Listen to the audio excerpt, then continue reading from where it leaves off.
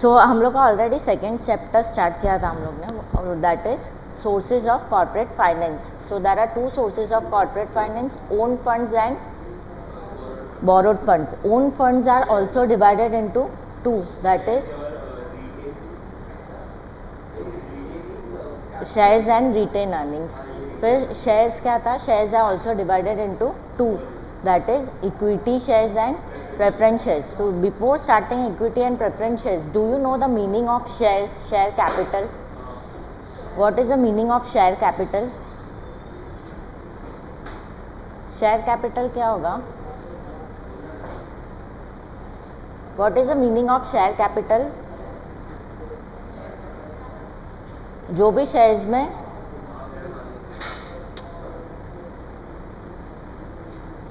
Shares में invest करता है इज नोन एज, क्यों?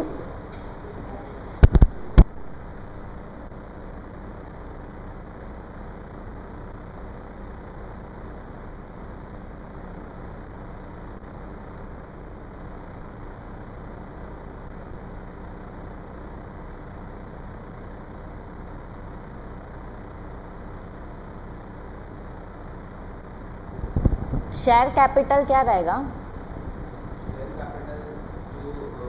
जो कैपिटल शेयर्स की वजह से बिल्डअप होते हैं, हाँ, जो शेयर होल्डर्स इन्वेस्ट करते हैं, जो कंपनी शेयर होल्डर्स इन्वेस्ट करता है, मतलब share holders are earning capital, own capital. खुद का कैपिटल कौन लेके आता है वहाँ पे कंपनी में?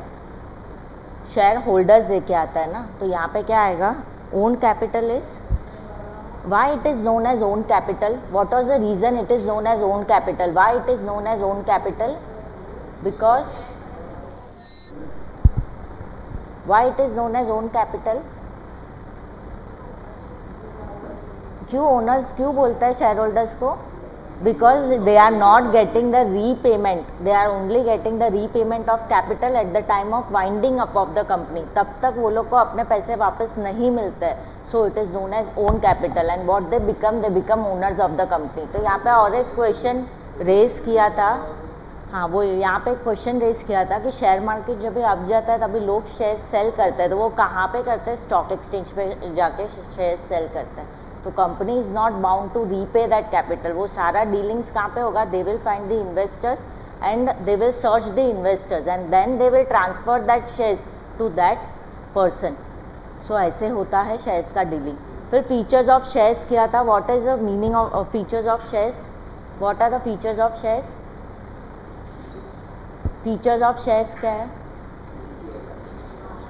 किया है ना फीचर्स ऑफ शेयर्स. हाँ, मीनिंग जो पर्सन शेयर्स परचेज करेगा will become share holders of the company. यहाँ पे इधर नहीं, I don't want any reason. यहाँ पे बैठो. नहीं, you have to sit here, there is no option. नहीं, यहाँ से बैठना है. हमेशा क्यों मेरा बात नहीं सुनते हो?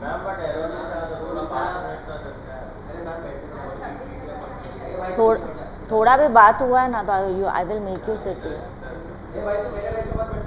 शेयर्स इज, उसने कुछ किया क्या? करेगा तो तभी बेहतर. नहीं, उसके पास ऑप्शन नहीं है पीछे जाने के लिए. या तो वो आगे आ सकता है, या तो फिर वो वहाँ पे बैठ सकता है. शेयर्स इज, वो सब बाहर करो, क्लास के बाहर जाके करो. अभी we are inside the class. तो यहाँ पे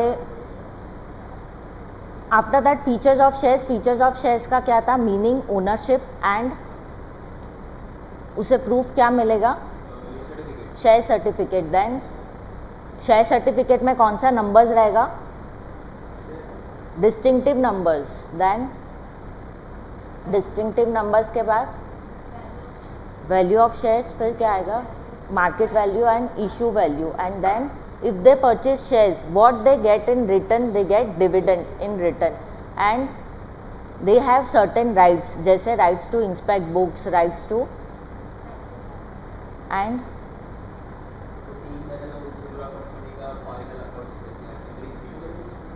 वो इधर नहीं था ना. फाइनेंशियल स्टेटमेंट, स्टैट्यूटरी बुक्स को इंस्पेक्ट कर सकते हैं and all that. Now we will start with equity shares. What is the meaning of equity shares? तो यहाँ तक क्लियर है topic. And equity shares, so we will start with equity shares. What is the meaning? There are two types of shares, equity shares and preference shares, and this is very important topic. 8 marks के लिए जो questions पूछेंगे तो questions वहाँ पे पूछेंगे equity shares के लिए एंड प्रेफरेंस शेयर्स के लिए. मतलब features of preference shares, types of preference shares and types of equity shares. Now before completing this topic कोई भी कुछ बात नहीं करेगा. This is very important topic. 8 marks के लिए ये क्वेश्चन आएगा ही आएगा. So what is the meaning of equity shares? इतना लेट क्यों होता है तुम लोग को?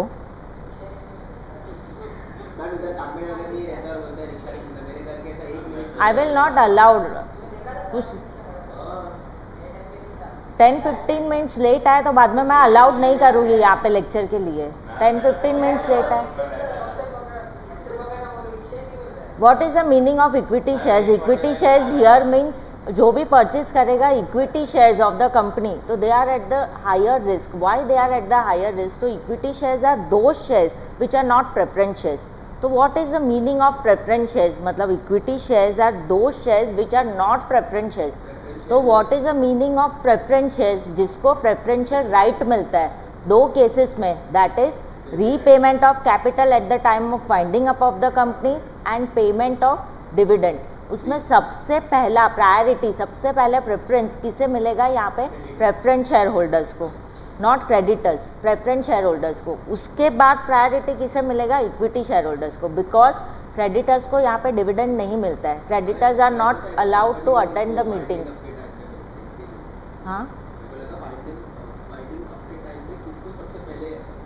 हाँ वैसे ही है, वाइंडिंग अप के टाइम पे ये होता है. तो at the time of winding up किसको सबसे पहले रीपेमेंट मिलता है? Of dividend and repayment of capital at the time of winding up of the companies. सबसे पहले किसे मिलेगा यहाँ पे? प्रेफरेंस शेयर होल्डर्स को and then equity share holders को. So equity share holders are at higher risk. They do not have priority. There are 2 conditions. What are that 2 conditions? They do not have priority. कौन से 2 cases में priority नहीं है? For payment of dividend, मतलब दे do not have priority for what? They do not have priority for payment of dividend. Fix rate का अभी बात ही नहीं हुआ है यहाँ पे. For the payment of dividend and they do not have priority for the payment of dividend and do not have preferential right for repayment of capital. So they do not have preferential right for repayment of capital at the time of winding up of the company. So they do not have preferential right. कभी preferential right नहीं है at the time of winding up of the companies. So they do not have any preferential right at the time of winding up of the companies. ये दोनों points it's very important. जब भी short note आया equity shares का तो you have to write this point. So at the time of winding up of the company they do not have any preferential rights. So do not have preferential rights for what? Repayment of capital. तो payment of dividend आएगा और preferential right किसके लिए? तो for repayment of capital. दोनों में सबसे पहला प्रायोरिटी किसे मिलेगा? प्रेफरेंस शेयर होल्डर्स को. उसके बाद प्रायोरिटी किसे मिलेगा? यहाँ पे इक्विटी शेयर होल्डर्स को. तो दोनों केसेस में on repayment of capital and payment of dividend at the time of winding up of the companies. Now equity share holders जो भी है they are at the higher risk. Why they are at the higher risk? Because अगर company का profit हुआ तो उसे dividend मिलेगा, company का प्रॉफिट नहीं हुआ तो उसे डिविडेंड नहीं मिलेगा. Now who is the person who is declaring dividend? Company में डिविडेंड कौन डिक्लेयर करता है? किसको राइट्स होता है? बोर्ड ऑफ डायरेक्टर्स को. तो बोर्ड ऑफ डायरेक्टर्स ने वंस डिक्लेयर कर दिया, it can not be revoked also. कि dividend once declared it can not be revoked. लेकिन इक्विटी शेयर होल्डर्स का डिविडेंड का रेट क्या रहेगा? तो it is always at fluctuating rate. So equity share holders का डिविडेंड का rate is always at the fluctuating rate, मतलब dividend कैसे रहेगा, यहाँ पे हमेशा फ्लक्चुएटिंग रेट पे डिविडेंड मिलेगा, फिक्स रेट पे ये लोग को डिविडेंड नहीं मिलता है। और eight the time of winding up of the company सबको पेमेंट्स करना होता है, मतलब जहाँ से लोन लिया है, बैंक से लोन लिया है, वो लोग को रीपे करना है। डिबेंचर्स किसी भी पब्लिक को इशू किया है, वहाँ से वो लोग को भी रीपेमेंट करना है। तो जिसको जो क्रेडिटर्स है ऑफ द कंपनी जिसको रीपे करना है, तो एसेट सेल करके eight the time of winding up क्या होता है, सारे एसेट्स का सेलिंग होता है, एसेट्स एंड लायबिलिटीज़ का सेट ऑफ होता है। फिर वो पहला पैसा हम किसे देते हैं, क्रेडिटर्स को, उसके बाद पैसा हम किसे रीपे करेंगे, प्रेफरेंस शेयर होल्डर्स को, और लास्ट में जो रीपेमेंट करते हैं वो किसे करते हैं, इक्विटी शेयर होल्डर्स। तो we are paying last payment to equity share holders, so they are known as residual claimants. वो लोग को क्या बोलेंगे यहाँ पे, they are known as residual claimants. क्यों, क्योंकि वो लोग को लास्ट में पेमेंट मिलता है, so they are also known as residual claimants. और यहाँ पे इक्विटी शेयर होल्डर्स का बहुत सारे अलग अलग नेम्स है, दैट इज़ रेसिजुअल क्लेमेंट्स, मतलब बहुत सारे अलग अलग नेम्स है। They are real risk bearers, they are real owners of the companies, they are real masters of the companies. ये सब वर्ड यूज़ क्यों किया है, because they are venture capitalist. Why they are known as venture capitalist, risk वो लोग लेते हैं सबसे ज़्यादा। So here and they are allowed to attend the meetings and to vote at the meetings. So they are also allowed to attend the meetings and to vote at the meetings. तो अभी मुझे यहाँ पे question है, ये लोग कौन से मीटिंग्स में आ सकते हैं और वोट कर सकते हैं, कौन से मीटिंग्स में they can attend the meetings and vote at the meetings. हाँ, yes, AGM is compulsory. AGM जो मीटिंग होता है वो कंपनी के लिए कंपलसरी होता है हेल्ड करना, तो उसमें शेयर होल्डर्स मीटिंग अटेंड कर सकते हैं और क्या कर सकते हैं, वोट कर सकते हैं। तो हम बोल सकते हैं ना, अरे इक्विटी शेयर्स लेंगे, we are becoming the owners of the company. अगर हम कंपनी के ओनर्स है तो अरे हम तो मीटिंग्स में भी जा सकते हैं, हम वहाँ पे वोट भी कर सकते हैं। And if you can't attend the meetings, तो you can appoint whom, you can appoint proxy to attend and vote at the meetings, मतलब प्रॉक्सी वहाँ पे वोट कर सकता है तुम लोग की जगह पे मीटिंग्स में।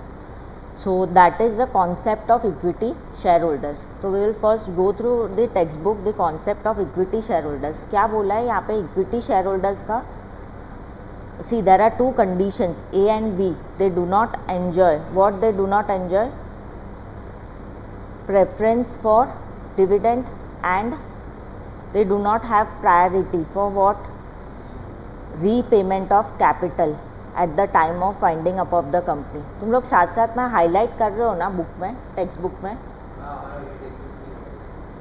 तो कौन सा टेक्स्ट बुक है तुम लोग का, क्लास का है, लेकिन refer, you can refer this also, class में भी दिया रहेगा ये सारे पॉइंट्स। तो हाईलाइट का मीनिंग ये होता है दैट एग्जाम में ये सारे पॉइंट्स एग्जामिनर को दिखने चाहिए। You are writing on your own words, लेकिन ये सारे पॉइंट्स एग्जामिनर को दिखने चाहिए, इसके लिए I am highlighting this all this points. तो यहाँ पे आएगा equity shares are fundamental source of financing business activities and what they become owners. और एक रेसिजुअल कॉन्सेप्ट, रेसिजुअल क्लेमेंट्स का भी पॉइंट दिया है यहाँ पे, they are known as residual claimants of the income and assets. मतलब यहाँ पे सब कुछ डिस्ट्रीब्यूशन होने के बाद क्या होगा, रेसिजुअल क्लेमेंट्स वो लोग को लास्ट में क्लेम करेंगे। Then equity share holders do not carry any fixed commitment of dividend.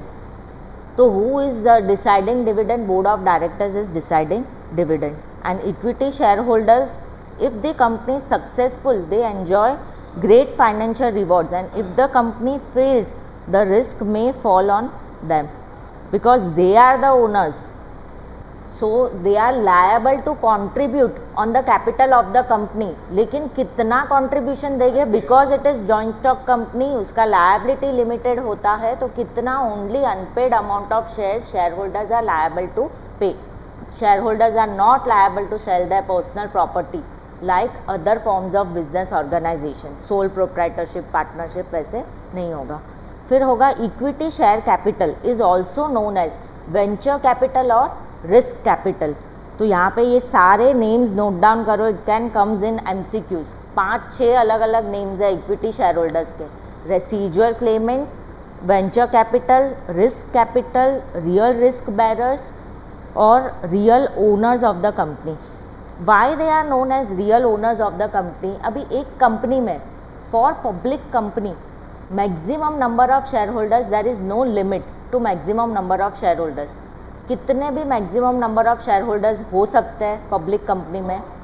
तो यहाँ पे अगर 50 लाख शेयर होल्डर्स है, 50,000 शेयर होल्डर्स है, तो they are owners of the company, but they will not manage the company, they will elect whom board of directors for what? Management of the company. तो decisions board of directors लेते हैं, लेकिन किसको पूछ के decisions देना है? Share holders को पूछ के ऑन सर्टेन मैटर्स। जैसे कोई कोई मैटर्स के लिए कंपलसरी अप्रूवल लगता है, किसका? शेयर होल्डर्स का। Like for convertible debentures, debentures wants to convert into equity shares, तो उसके लिए किसका अप्रूवल लगेगा? शेयर होल्डर्स का अप्रूवल लगता है। तो इफ़ AGM, अगर यहाँ पे और एक क्वेश्चन है कि अगर AGM साल में एक ही बार होता है, तो अगर AGM यहाँ पे हेल्ड नहीं हो रहा है तो क्या होगा?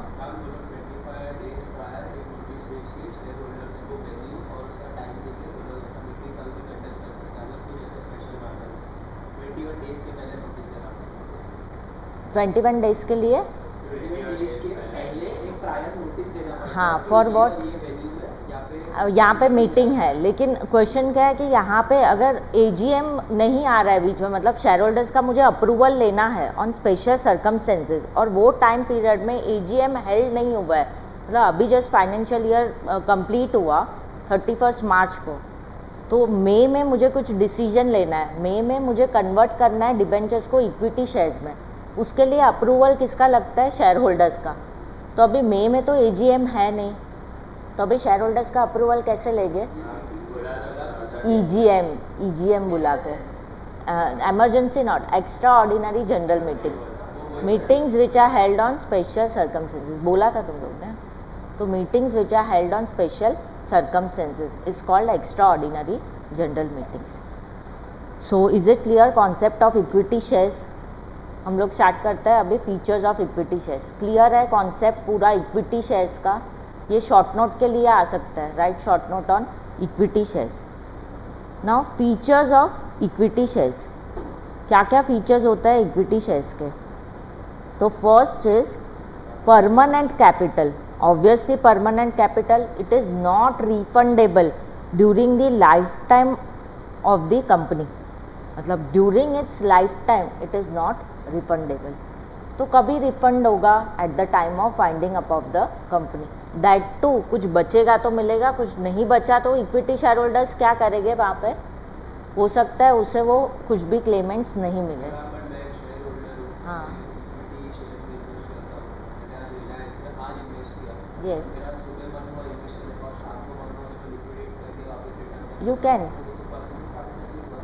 लेकिन वो कहाँ पे लिक्विडेट होता है पता है? स्टॉक एक्सचेंज में। You need to give approval and they will find the investors to transfer your shares to that investors. तो जब भी हम मार्केट डाउन रहता है ना, तो हमें मार्केट में, स्टॉक मार्केट में कोई इन्वेस्टर्स भी नहीं मिलता है वहाँ पे ख़रीदने के लिए, कि अगर मतलब नॉट मार्केट एग्जैक्टली डाउन होता है तभी नहीं, लेकिन यहाँ पे अगर पता चलने वाला है कि कंपनी वाइंडिंग अप पे जाने वाली है कुछ टाइम पीरियड के बाद, या इसमें इन्वेस्ट नहीं करना है, तो हमें स्टॉक मार्केट में कोई इन्वेस्टर्स भी नहीं मिलता है। तो ये कंपनी रीपे नहीं करती है, यहाँ पे स्टॉक मार्केट उसका इन्वेस्टर्स ढूंढता है, दूसरा इन्वेस्टर्स ढूंढेगा, उसके बाद तुम्हारे शेयर सेल होता है, वैसे होता है प्रोसीजर। अंडरस्टूड?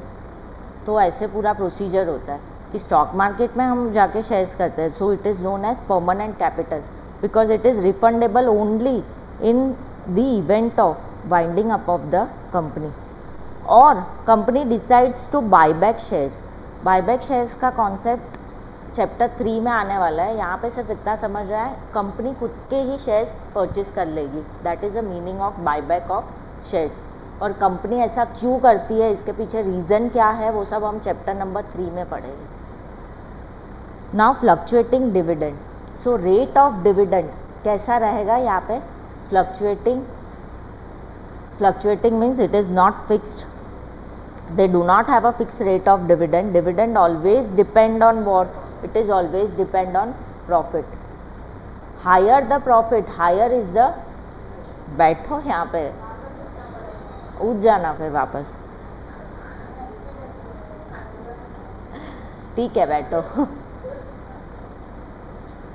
हाँ इतना अंदर किधर बैठो कि वापस उठना पड़ेगा। उसको बाहर बिठा देना, फिर उसको बाहर बिठा देना। Fluctuating dividend, they do not have fixed rate of dividend, that is rate of dividend depends upon the amount of profit earned by the company. So rate of dividend is always depend upon what amount of profit earned. Higher,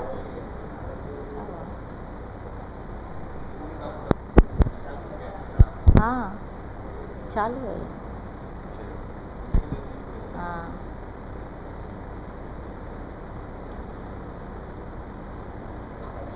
fluctuating dividend, they do not have fixed rate of dividend. So dividend is always at the fluctuating rate. So here the shareholders cannot compel them to declare and pay dividend. मतलब shareholders cannot force them to declare and pay dividend. And you know जब भी dividend declared होता है तभी भी shareholders का approval लेता है. अभी तुम लोग पूछोगे board of directors क्यों shareholders का approval लेता है dividend के टाइम पे. shareholders तो ऐसा बोल सकता है ना कि 10% डिविडेंड क्यों दे रहे हो, मुझे 12% दे दो यहाँ पे डिविडेंड. सारे शेयर होल्डर्स वैसे बोल सकते हैं ना बोर्ड ऑफ डायरेक्टर्स को. अगर हम अप्रूवल लेने गए किसका, शेयर होल्डर्स का, तो क्या शेयर होल्डर्स ऐसे नहीं बोल सकते हैं that give more rate of dividend. तो they can not tell like that, क्योंकि बोर्ड ऑफ डायरेक्टर्स सारे फाइनेंशियल स्टेटमेंट्स लेके वहाँ पे उससे अप्रूवल लेंगे जब भी डिविडेंड डिक्लेयर होगा तभी. And shareholders cannot compel them to declare and pay dividend. So dividend is uncertain. Here the income of equity shares fixed नहीं है. इसके लिए अभी तुम लोग क्या सोचोगे कि शेयर्स लेने से तो अच्छा है कंपनी का एफडी ले, लेकिन डिफरेंस क्या है कि शेयर्स लोगे तो ज़्यादा पैसा बनेगा, कंपनी के एफडी में ज़्यादा पैसा नहीं बनेगा. यस, और इवन बैंक के एफडी में भी ज़्यादा पैसा नहीं बनेगा. But this are at the higher risk. तो जिसको यहाँ पे शेयर्स में इन्वेस्ट करना हो तो बहुत ही high risk, it is at the higher risk of the share holders. फिर राइट्स, तो क्या क्या राइट्स है. राइट्स का पॉइंट हमने कल भी डिस्कस किया था, क्या क्या राइट्स होता है. Right to vote, that is which they elect और alter memorandum and articles of associations etcetera. मतलब अगर यहाँ पे memorandum and articles of association में कुछ चेंजेस करना है तो they have the basic rights. Equity share holders can make changes, alterations in memorandum and articles of association. फिर right to share in profit, तो they have a right to share in profit. Yes और no, they have, do they have right to share in profit. Then right to inspect books, तो all books of accounts वो लोग inspect कर सकते हैं. फिर right to transfer shares, तो they can transfer shares from one person to another but as per procedure laid down in articles of association. तो यहाँ पे 4 ही राइट्स दिए हैं, ऐसे तो बहुत सारे राइट्स होते हैं. Right to inspect books of accounts, फिर राइट टू, हाँ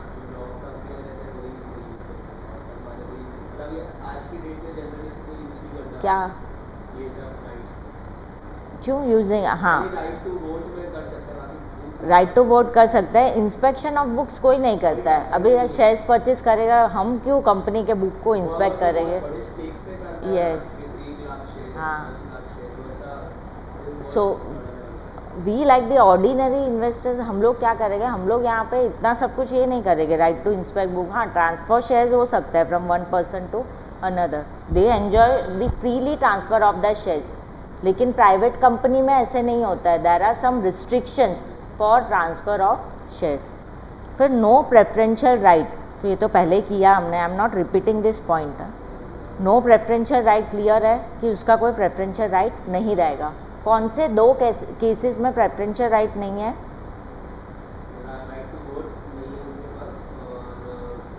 राइट टू वोट नहीं, नहीं यहाँ पे चल रहा है no preferential right. We are doing features of equity shares. तो नो प्रेफरेंशियल राइट कौन से दो केसेस में इक्विटी शेयर होल्डर्स को प्रेफरेंशियल राइट नहीं है? वो बाइंडिंग कैपिटल मिलना क्यों हो गया? उनको खुला तो उनको बोलो ऐसा माइंड का फीलिंग है। रुको अब वॉल्यूम्स वो करके देखते हैं। Then equity shares with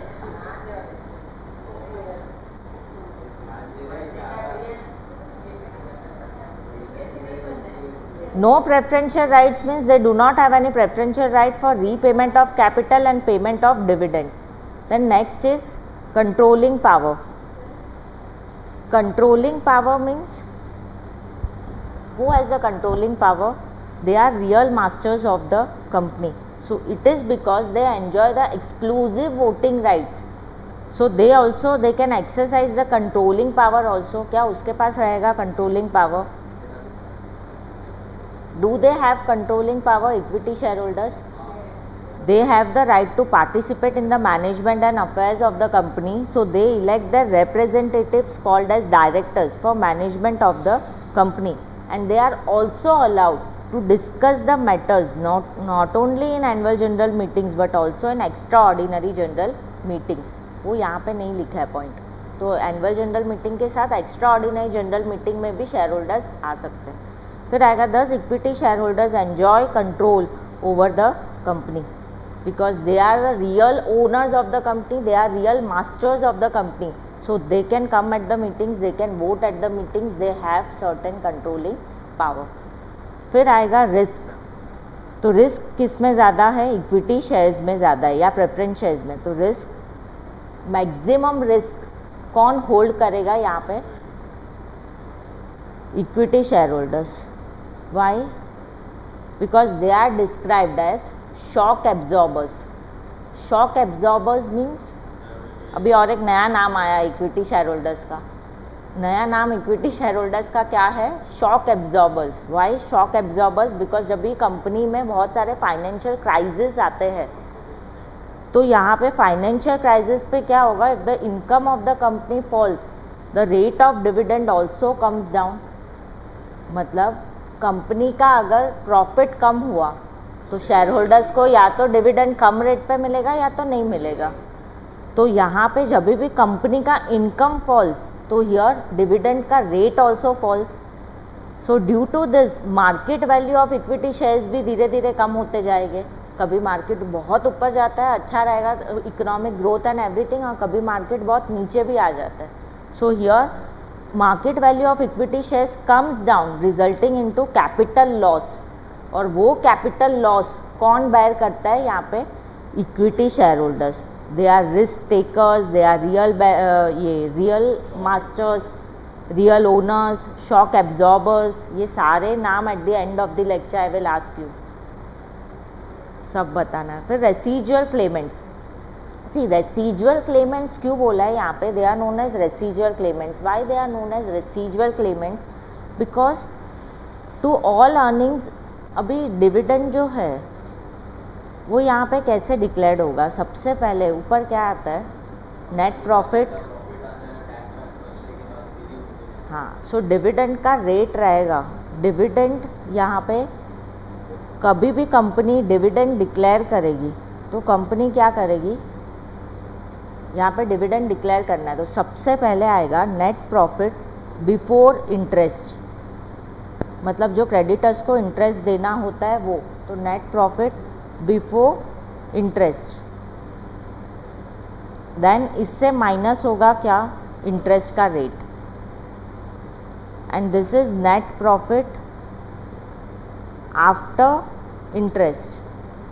so this is net profit after, यहाँ पे लिखना है before tax, not after interest. ये चार्ट याद है तुम लोग को? अकाउंट्स में किया था तुम लोग ने? ये चार्ट नहीं किया है तो नेट प्रॉफिट बिफोर टैक्स होगा. Net profit before tax. Then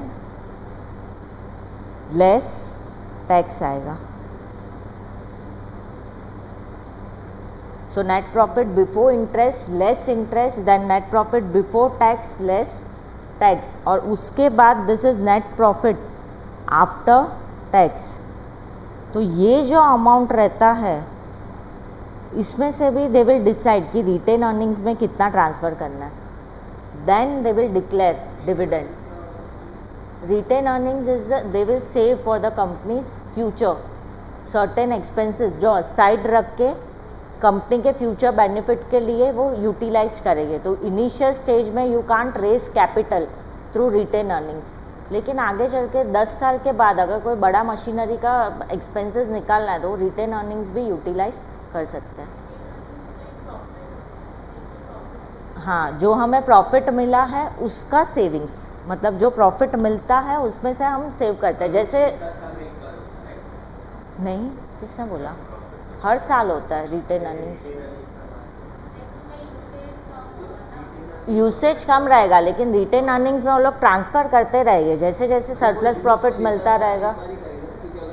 it depends, ज़रूरी नहीं है, इट डिपेंड्स कि वो लोग को कैपिटल कैसे रेज करना है। तो 6-7 साल में एक बार भी कर सकता है या फिर नहीं यूटिलाइज करेंगे तो भी चलेगा। तो रिटेन अर्निंग्स का भी कॉन्सेप्ट है तुम लोग के सिलेबस में। हाँ, कभी भी वो यूज़ कर सकता है, ऐसे नहीं है कि रिटेन अर्निंग्स को ऐसे है तो ऐसे रख भी सकते हैं और यूज़ करना है तो यूज़ भी कर सकते हैं। So net profit after tax, इसमें से तुम्हारा डिविडेंड का अमाउंट क्या होगा? डिविडेंड का अमाउंट माइनस होगा। सो डिविडेंड में क्या कंसीडर करना है? This amount is to be considered net profit after tax, is to be considered for the amount of dividend. और फिर जो डिविडेंड का अमाउंट माइनस करके जो आएगा दैट इज़ योर प्रॉफिट। समझा कॉन्सेप्ट ऑफ डिविडेंड? समझा कैसे है डिविडेंड का amount? So this is the amount of dividend. तो यहाँ पे क्या बोला है? दे आर रेसिजुअल क्लेमेंट, मतलब after expenses taxes and they are last earnings of the company. तो even at the time of winding up भी वो उसको लास्ट अर्निंग्स मिलता है और even at the time of distribution of dividend भी वो लोग को लास्ट अर्निंग्स मिलता है। यहाँ पे देखा तुम लोग ने, even after distribution of dividend भी वो लोग को लास्ट अर्निंग्स मिलेगा। So they are known as residual claimants of the company. And no charge on assets. Do you know the meaning of charge on assets? अभी ये जो concept है वो यहाँ पे इम्पॉर्टेंट नहीं है, वो डिबेंचर्स में इम्पॉर्टेंट है, लेकिन आई will explain you here only. Charge on assets समझा? चार्ज ऑन एसेट्स क्या है पता है? कभी 11th में किया रहेगा ना चार्ज ऑन एसेट्स? नहीं, वर्ड यूज़ नहीं किया है। See what is charge on assets? It's not कि चार्जेस क्रिएट होता है एसेट्स पे। चार्ज ऑन एसेट्स मतलब जो CS होता है उसको ये फॉर्म फाइल करना होता है CHG 9। तो it is not written on your book, it is just the concept. Charge on assets क्या है वो समझ लो, और ये जो फॉर्म फाइल करना होता है वो कौन करता है? CS जो होता है प्रैक्टिसिंग CS, वो वहाँ पे CHG 9 फॉर्म फाइल करता है। क्यों फाइल करता है वहाँ पे? For creating a charge on assets of the company. अभी कोई भी किसी से भी अगर फॉर एग्जांपल हम बैंक से लोन ले रहे हैं तो हमें क्या पे करना होगा बैंक को? मैंने बैंक से लोन लिया तो मुझे बैंक को क्या पे करना होगा? रेट ऑफ इंटरेस्ट पे करना होगा। एंड साथ में क्या बैंक मुझे ऐसे ही लोन दे देगी? नहीं देगी। बैंक विल से कि कोई ना कोई गारंटी एसेट्स वहाँ पे क्या रखो, कोलेट्रल कुछ ना कुछ दो, मतलब कुछ भी तुम्हारे प्रॉपर्टी के papers, even you can give share certificate also, कुछ भी वहाँ पे तुम कोलेट्रल सिक्योरिटीज़ दो कि अगर कल उठ के तुमने लोन का रीपेमेंट नहीं किया तो अगर कल उठ के तुमने लोन का रीपेमेंट नहीं किया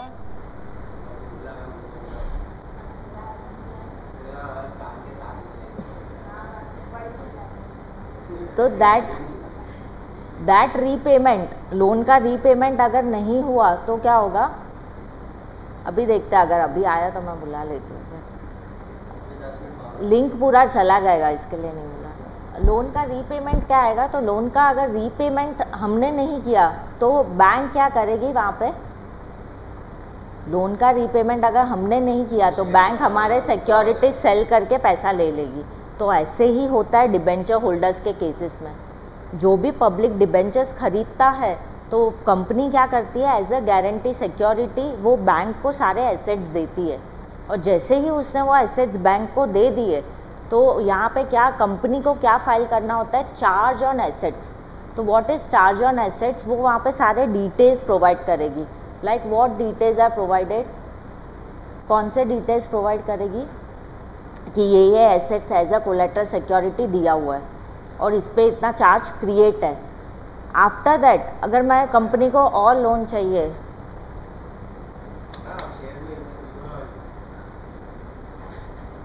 आफ्टर दैट अगर कंपनी को लोन चाहिए तो हम लोग कहाँ पे थे, हाँ, आफ्टर दैट अगर कंपनी को वापस लोन चाहिए और वापस कोई ना कोई सिक्योरिटी एज अ गारंटी देना होगा तो that is modification of charge.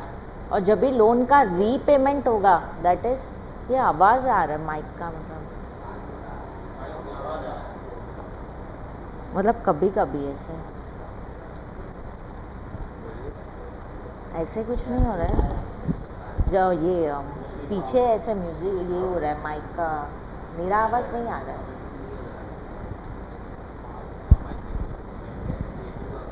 Hello hello, ऐसे नहीं आ रहा है वो जो, हाँ बात, यस दिस,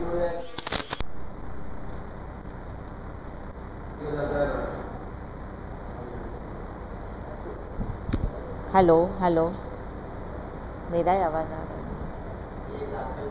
ये आवाज़ आ रहा है, हाँ हाँ ये आवाज़ आ रही है।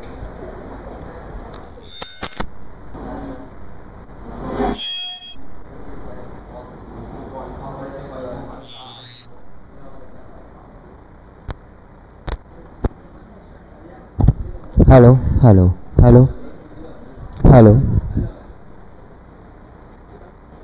हेलो, अभी रिपीट नहीं होगा।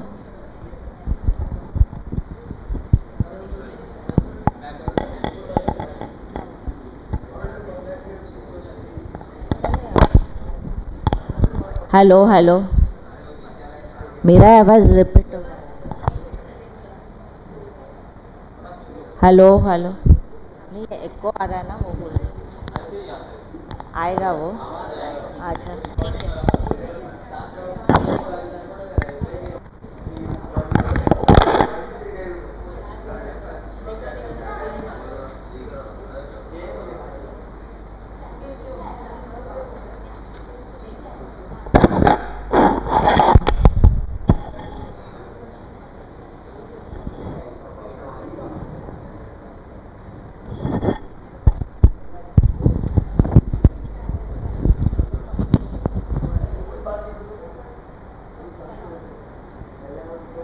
सो डिविडेंड का रेट कभी डिक्लेयर्ड होगा, after net profit after tax.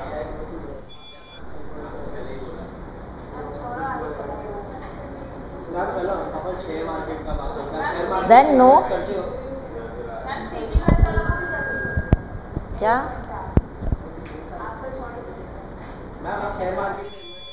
एक कॉन्सेप्ट तो कंप्लीट होने दो इक्विटी शेयर्स का। नहीं क्यों, तुम लोगों को करना है इन्वेस्टमेंट्स? अच्छा हाँ,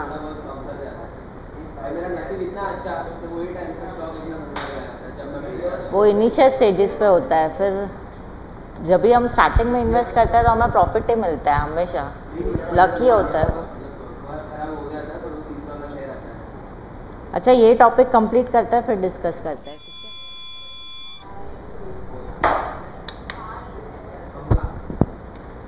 सो no charge on assets of the company क्या रहेगा?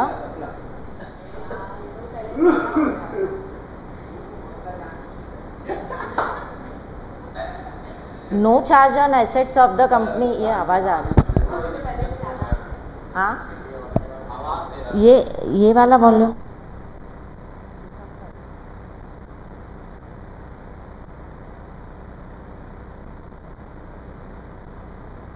नो चार्ज ऑन एसेट्स, हाँ अभी नहीं आ रहा है, अभी नहीं आ रहा है, वो कम रखो तो नहीं आ रहा है।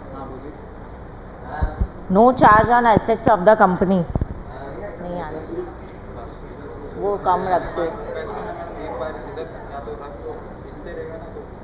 अच्छा ऐसे है क्या? ठीक है, देखती हूँ।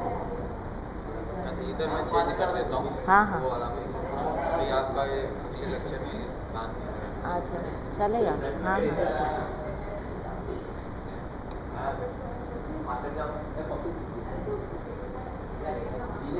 क्या कौन से लैंग्वेज में पूछ रहे हो? So no charge on assets of the company. What is no charge on assets of the companies? कि एसेट्स पे चार्जेस नहीं रहेगा। एसेट्स पे चार्जेस नहीं रहेगा मीन्स यहाँ पे क्या चार्ज लगता है एसेट्स पे? तो इट इज़ नॉट लाइक कि एसेट्स पे चार्ज लगेगा। What is no charge on assets of the companies? No charge on assets of the companies क्या रहेगा कि company needs to file the form of what charge on assets of the company. तो पहले charge create होता है, फिर modify होता है और उसके बाद सेटिस्फेक्शन होता है। तो सेटिस्फेक्शन ऑफ चार्ज मीन्स जैसे लोन का रीपेमेंट होगा वैसे चार्ज को क्या करता है?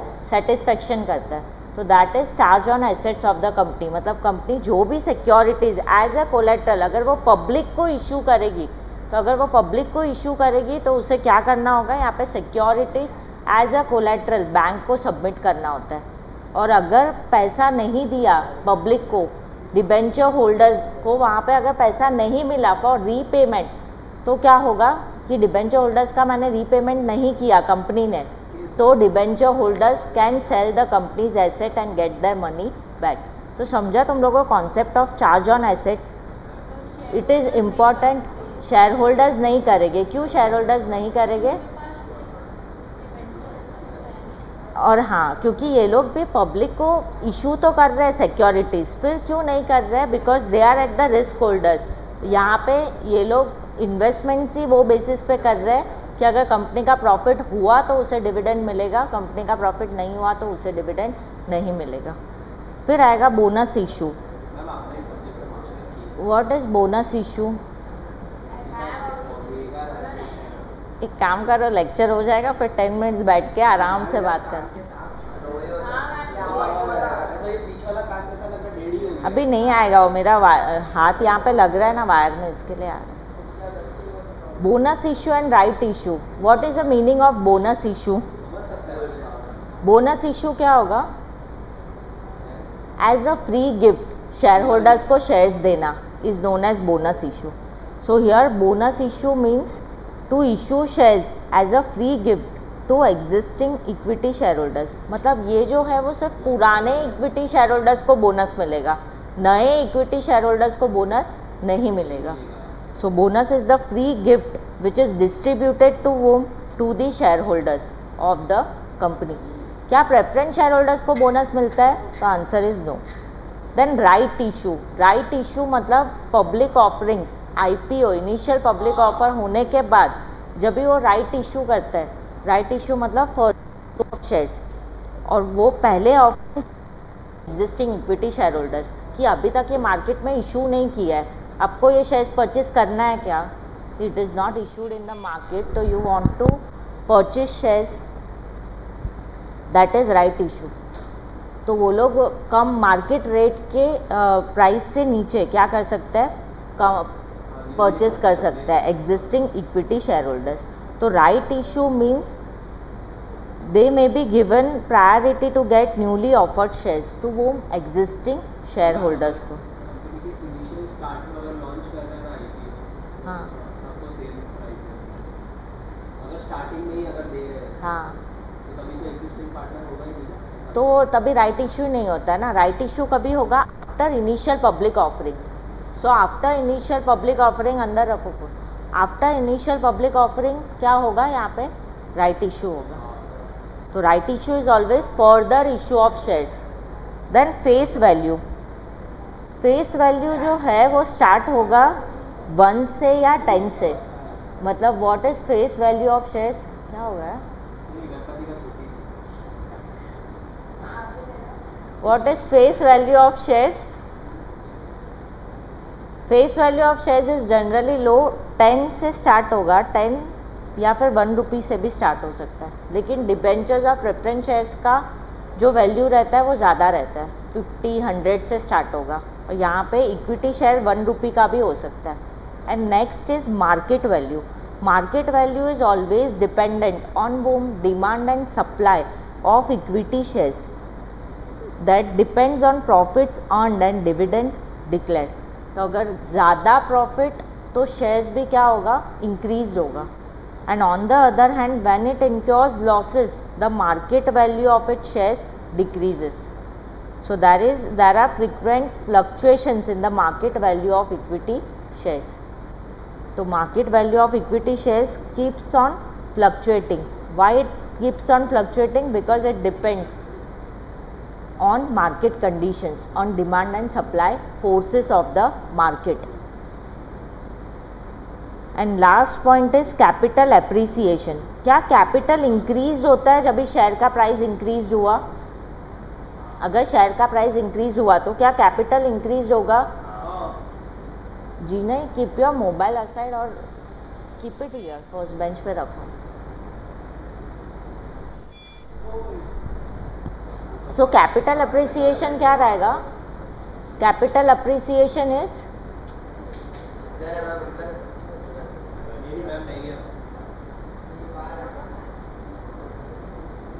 What is the meaning of capital appreciation? क्या कैपिटल का वैल्यू इंक्रीज होता है? बिकॉज अगर शेयर्स का मार्केट वैल्यू ऊपर नीचे होगा तो यहाँ पे कैपिटल भी क्या होगा, कैपिटल भी इंक्रीज डिक्रीज होते रहेगा। So that is capital appreciation. What is the meaning of capital appreciation? Capital appreciation is share capital appreciation takes place when value of share increases in the share market and profitability of the companies and prosperity of the companies ensures reputation of the company. तो capital appreciation कभी होगा जब भी market value increase होगा तो share holders का value भी क्या होगा, इंक्रीज होगा। बिकॉज दो शेयर्स आज 1 रुपये में खरीदा था, परचेस किया था, वही शेयर का वैल्यू कल उठ के 5000 हो गया, तो बेनिफिट किसको मिलेगा? कल उठ के मीन्स आफ्टर 2 years 3 years समझ लो, हाँ 6-7 साल के बाद। सो that is capital appreciation. How you will learn the points of features of equity shares? Features of equity shares में पहले इक्विटी शेयर्स का शॉर्ट नोट लिखना है। शॉर्ट नोट लिखने के बाद features of equity shares. Capital कैसा रहेगा? Permanent capital is permanent capital. Dividend कैसा रहेगा? Fluctuating dividend.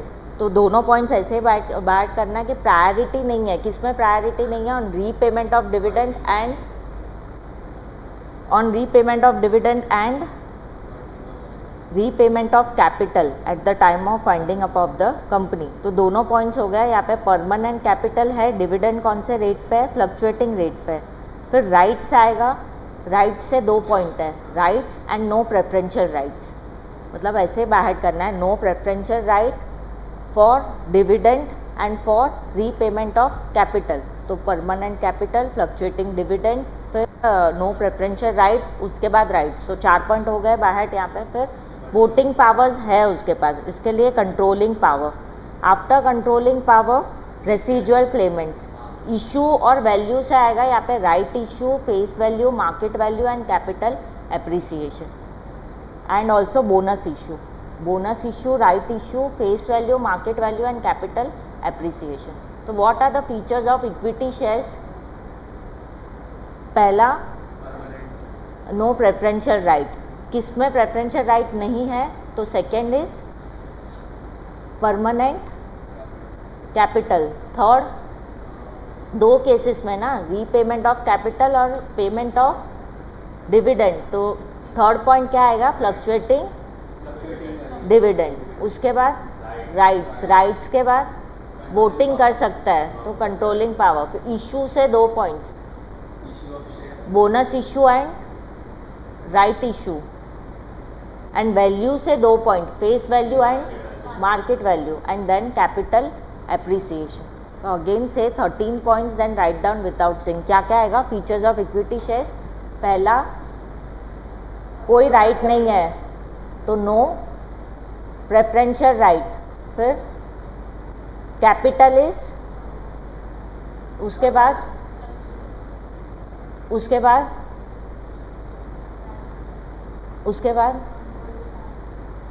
एंड इशू से 2 पॉइंट आएगा। हाँ, एंड रेसिजुअल, अच्छा वो पॉइंट नहीं किया हम लोग ने, रेसिजुअल क्लेमेंट्स। उसके बाद आएगा एंड वैल्यू से आएगा, एंड कैपिटल क्या होगा, इंक्रीज होता है, तो capital appreciation.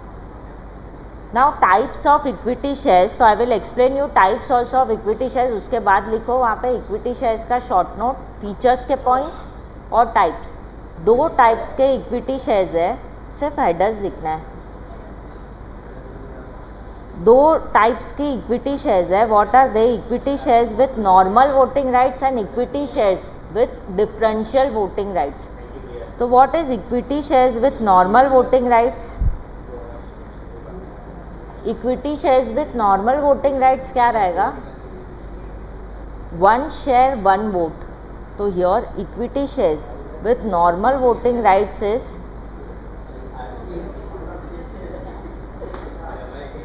Equity shares with normal voting rights is 1 share 1 vote. मतलब जिसके पास 100 शेयर्स है तो 100 टाइम्स वो वोटिंग कर सकता है। And equity shares with differential voting rights, DVR। What is the concept of DVR? Differential voting rights. Differential voting rights मतलब यहाँ पे जो भी वोटिंग राइट्स रहेगा, here there is 1 share 1 vote in case of equity shares with normal voting rights. And in case of differential voting rights क्या रहेगा? It may vary according to what? नहीं, according to the terms and conditions. You know DVR के लिए law के provisions में 7 conditions है कि कोई भी कंपनी DVR इशू नहीं करेगी, डिफरेंशियल वोटिंग राइट्स के इक्विटी शेयर्स इशू नहीं करती है। There are various 7 conditions that you need to fulfil. जैसे ऑर्डिनरी रिजोल्यूशन पास करना होता है, आर्टिकल्स ऑफ एसोसिएशन में मेंशन होना चाहिए, फिर कोई डिफ़ॉल्ट नहीं किया है, ऐसे करके लॉ के प्रोविजंस में 7 कंडीशंस है। जब तक वो 7 कंडीशंस फुलफिल नहीं होता है तब तक कंपनी DVR इशू नहीं कर सकती है। लेकिन यहाँ पे तुम लोग को 7 कंडीशंस नहीं पढ़ना है। यहाँ पे क्या पढ़ना है कि डिफरेंशियल वोटिंग राइट्स क्या होता है। तो डिफरेंशियल वोटिंग राइट्स मतलब कंपनी कैन डिसाइड कि 10 शेयर के लिए एक ही बार वोट करने के लिए अलाउड है, and so on. It can be any condition, ज़रूरी नहीं है, ये तो एग्जाम्पल है, तो ज़रूरी नहीं है ये एक ही कंडीशन रहेगा। It can be any conditions. 10 share के लिए 1 वोट भी हो सकता है और 100 शेयर्स के लिए 1 वोट भी हो सकता है। तो व्हाट इज़ DVR? ये कॉन्सेप्ट तो कंप्लीट करने दो। What is DVR? DVR is differential voting rights. Differential voting rights मतलब यहाँ पे दे विल डिसाइड। तो you know recently Tata Motors ने DVR इशू किया था, अभी नहीं, 6 मंथ्स 8 मंथ्स हो गए उसे। टाटा मोटर्स ने DVR इशू किया था, डिफरेंशियल वोटिंग राइट्स। तो differential voting rights means you need to fulfil that 7 conditions of law. जब भी वो फुलफिल होगा वो ही कंपनी DVR इशू कर सकती है। तो DVR means you are not allowed to vote according to your you are allowed to vote according to your share holdings. लेकिन ज़रूरी नहीं है 1 शेयर 1 वोट रहेगा। It can be 10 shares 1 vote also. Write down that types of equity shares, features of equity shares, short note on equity shares लिखो notebook पे। और short note में वो सारे नाम जो हाईलाइट करवाए वो सारे नेम्स लिखने हैं, और सिर्फ वो 2 पॉइंट्स, रीपेमेंट ऑफ कैपिटल जो हाईलाइट किया सब नहीं लिखना है, सिर्फ वो नेम्स लिखना है। और वो 2 कंडीशन, रीपेमेंट ऑफ कैपिटल और पेमेंट ऑफ डिविडेंड, वो लिखना है। हाँ, टाइप्स का भी हेडर्स ही लिखना है सर। लिखो बुक में।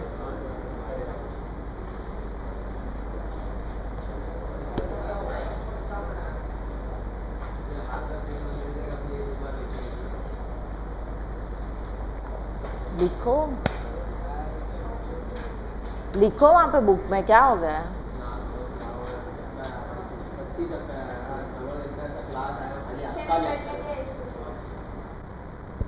कॉन्सेप्ट ऑफ प्रेफरेंस शेयर्स, जब भी इक्विटी शेयर्स एक्सप्लेन किया था। Now concept of preference shares. Concept of preference shares क्या रहेगा?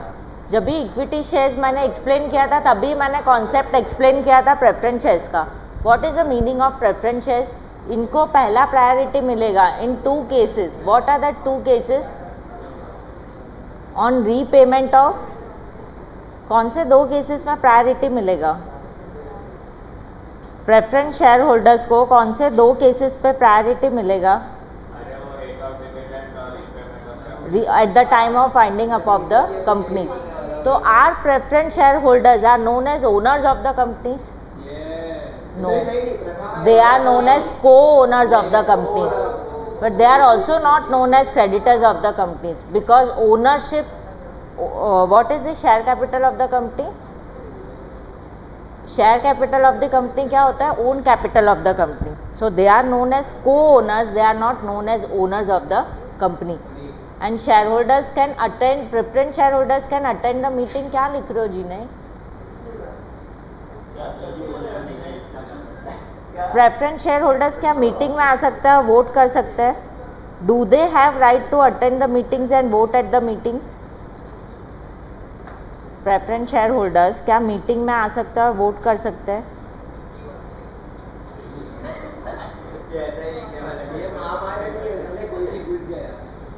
क्या preference share holders can attend the meetings and vote at the meetings? Why? Because they are co owners of the companies. So they are not allowed to attend and vote at the meetings. But if there are the matters of dividend, वो लोग को fix rate पे dividend मिलता है. अगर dividend का matters रहेगा तो क्या वो लोग वोट कर सकते हैं? डिविडेंड का मैटर रहेगा तो क्या वो लोग वोट कर सकते हैं? कर सकते हैं. बिकॉज प्रेफरेंस शेयर होल्डर्स का मतलब they can not vote, they are not carry any voting powers, but they can attend the meetings. कौन सा मीटिंग्स अटेंड कर सकते हैं? Their interest. जी ने मैंने अलाउड किया पीछे बैठने के लिए. Why you are talking then?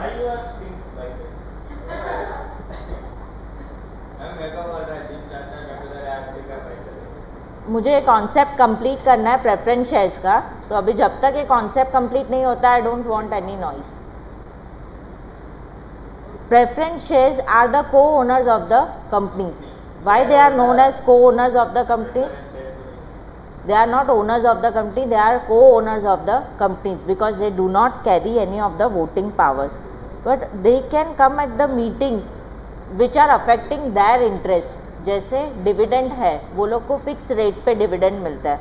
तो प्रेफरेंस शेयर होल्डर्स का रेट ऑफ डिविडेंड जो रहेगा that is fix rate of dividend. So before any dividend is paid to equity shares, dividend is paid to whom? Preference shares also. So the rate of dividend is at fixed rate. That's why यहाँ पे क्या होगा कि वो लोग meeting में आके अगर वो लोग को डिविडेंड नहीं मिल रहा है तो वो लोग बता सकते हैं. तो they are not allowed to attend the meetings, but on certain circumstances कि अगर वो लोग को डिविडेंड नहीं मिल रहा है तो they are allowed to vote at the meetings. यहाँ पे बैठो. They are allowed to vote at the meetings. Then features of preference shares. What are the features of preference shares? Preference for dividend. तो पहला preference इसे मिलेगा for dividend and for repayment of capital. मतलब दोनों ही cases में first preference किसको मिलेगा? यहाँ पे फर्स्ट प्रेफरेंस किसे मिलेगा? प्रेफरेंस शेयर होल्डर्स को. For dividend that is they are charge on distributable amount of annual profit. मतलब जो भी एनुअल प्रॉफिट, यहाँ पे जो वो टेबल था अभी जस्ट मैंने ड्रॉ किया था, net profit before interest less interest, then net profit before tax after tax, फिर क्या था? Less dividend. Net profit after here net profit before interest less after interest, and उसके बाद डिविडेंड का रेट कैलकुलेट होगा. तो for calculating the rate of dividend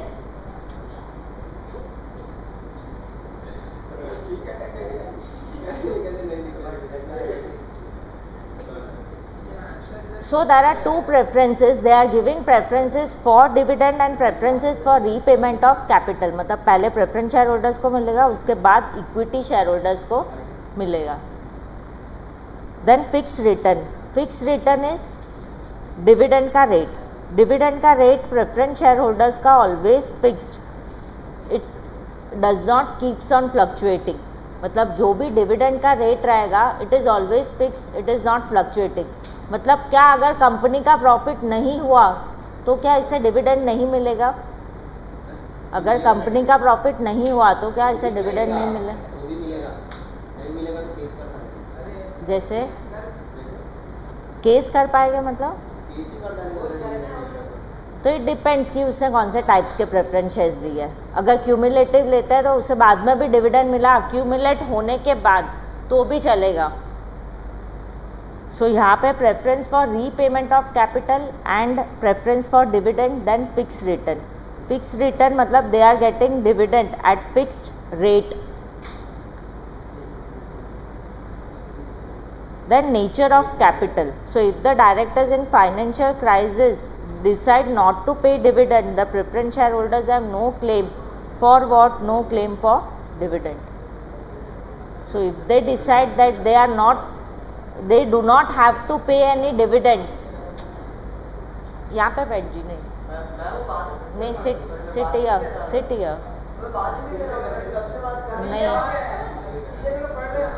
you have to sit here, you don't have any option, you have to sit here. बैठ रहे हो यहाँ पे, लास्ट टाइम पूछ रही हूँ, you have to sit. If the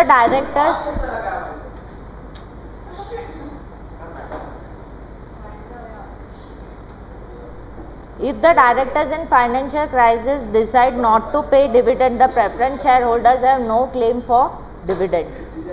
तो अगर यहाँ पे बोर्ड ऑफ डायरेक्टर्स ने डिसाइड किया कि डिविडेंड नहीं देना है तो प्रेफरेंस शेयर होल्डर्स को वो ईयर के लिए डिविडेंड नहीं देंगे. और अगर उसने क्यूमुलेटिव प्रेफरेंस शेयर्स दिया है तो नेक्स्ट ईयर उसका डिविडेंड कैरी फॉरवर्ड हो सकता है. फिर आएगा नेचर ऑफ कैपिटल. तो they do not have any permanent capital. तो capital keeps on, do not have permanent capital मतलब रीपे करना है after a certain period of time. तो जैसे हम बैंक में एफडीज देते हैं for certain period of time, for fix period of time, उसके बाद क्या करते हैं, या तो रीपे करेंगे या तो रिन्यूबल होगा एफडीज का. वैसे ही यहाँ पे होगा. यहाँ पे nature of capital means this is not a permanent capital, you have to repay after a certain period of time. तो यहाँ पे अगर प्रेफरेंस शेयर्स दिया है but company can not issue, मतलब that is under provisions of companies act 2013, there are now restrictions, now company is prohibited from issuing what? Irredeemable preference shares. अभी company irredeemable preference shares issue नहीं कर सकती है. Preference और irredeemable preference shares होता क्या है वो टाइप्स ऑफ शेयर्स में पड़ेंगे. Preference capital is generally raised at a later stage when the company gets established. So these shares are issued to satisfy the need of additional capital of the company. तो इसका जो market value है वो भी fluctuate नहीं होगा because they are getting fix rate of dividend. तो even the market value it is a safe capital. तो market value is also not fluctuating. Then after market value voting rights. Normal तो नहीं.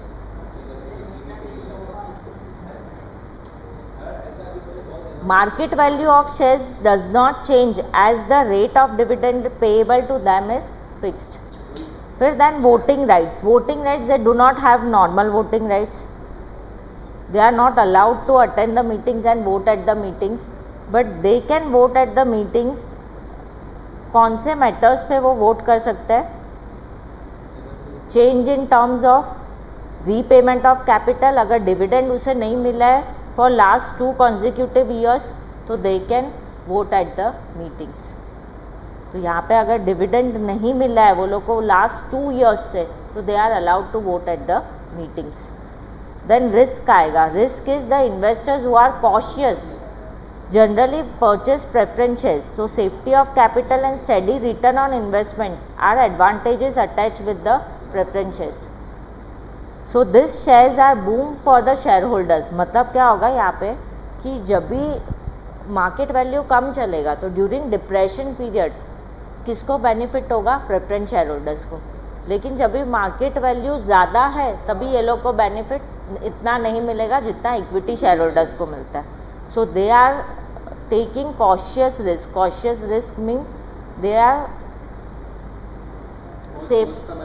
Safety investors बोल सकते हैं.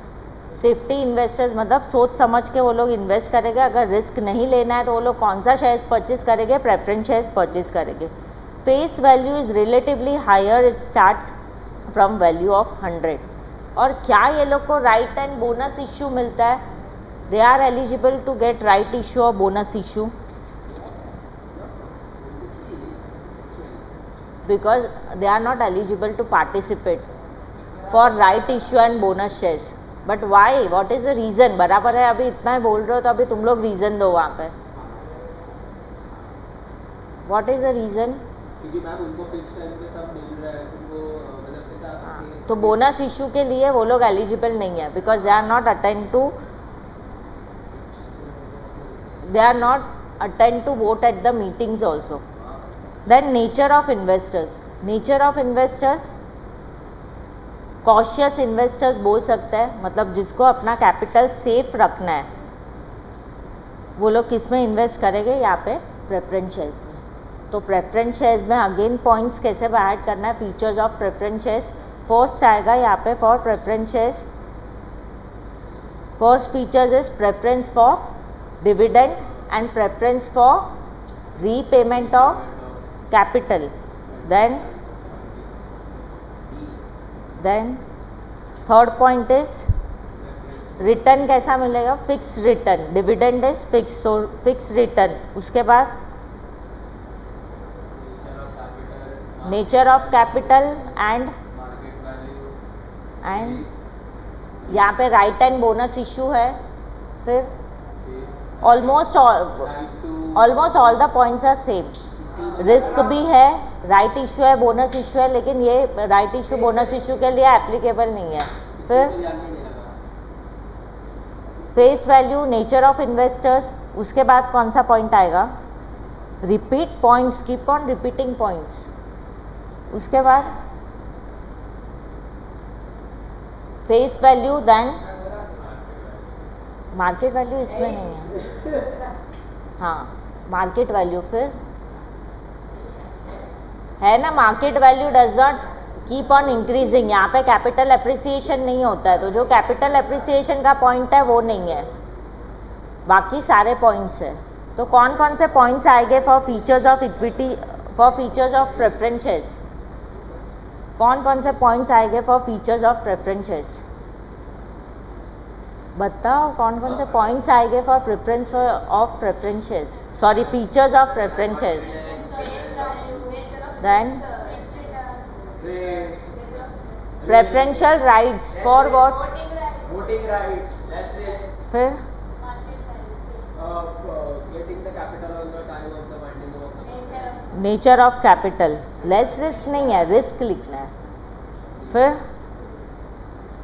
Voting rights रहेगा है ना. वोटिंग राइट्स नहीं बताया तुम लोग ने, बोला वोटिंग राइट्स.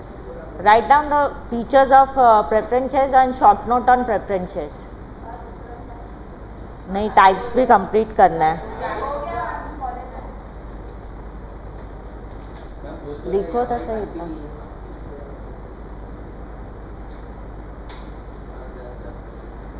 यश लिखो वहाँ पे, लिखो.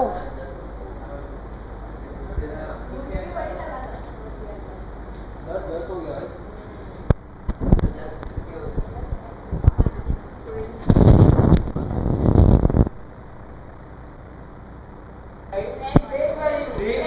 Then Market face value, right to issue, value से 2 पॉइंट है. Face value, market value, issue से 2 पॉइंट्स है, that is right to issue और right issue and bonus issue, bonus issue. फिर controlling powers, उसके बाद right to vote, nature, answers दो. फिर हाँ वो तो हो गया सब. Capital appreciation. Then preference shares में they are getting preferential rights for 2 points and repayment of capital at the time of Winding up of the company. Winding up of the companies. Then features of preference shares. ये right ये same है. और equity वाले का residual payment भूल गए. हाँ, उसके बाद फीचर्स में सेम नहीं है, कोई कोई पॉइंट्स अलग है ना यहाँ पे। कौन से? Risk and voting rights. Capital appreciation नहीं है इसमें, तो सेम है क्या बोल रहे हो? नहीं है कैपिटल एप्रिसिएशन, ठीक है।